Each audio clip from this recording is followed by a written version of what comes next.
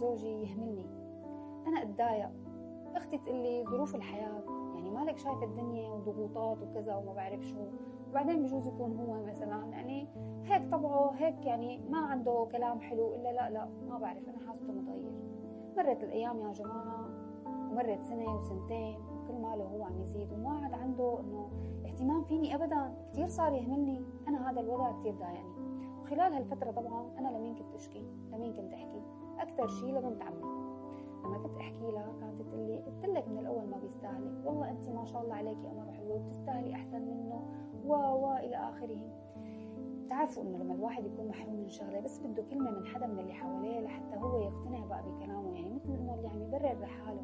كانت دائما تقول لي عموما شيء قليل، والله انا بعرف فلانه هيك يعني صاير مع نفس الحاله، عندها اهمال من زوجها، والله عم تحكي مع واحد وكثير مبسوطه هي وياه. اول شيء انا شو عم تحكي انت؟ بس يا جماعة مرة بعد مرة هي أثرت فيني بكلامها، وأنا أقول لحالي طيب يعني لإمتى بدي ضل هيك؟ بس أنا ما فيني أتركه، يعني عند أهلي شو قصة طلاق وما طلاق، مهم بعد قصص كتير صارت بيني وبينه وكلام جرجرتني وقدرت تخليني أتعرف على شاب حبيته.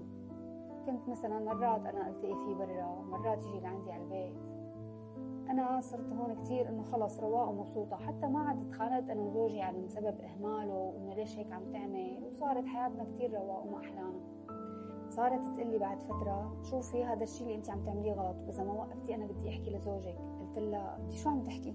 أنت اللي خليتيني أتعرف عليه، وأنت اللي خليتيني أوصل لهون. قالت لي شو إذا أنا قلت لك روحي ارمي حالك بالبحر بتروحي بترمي حالك بالبحر؟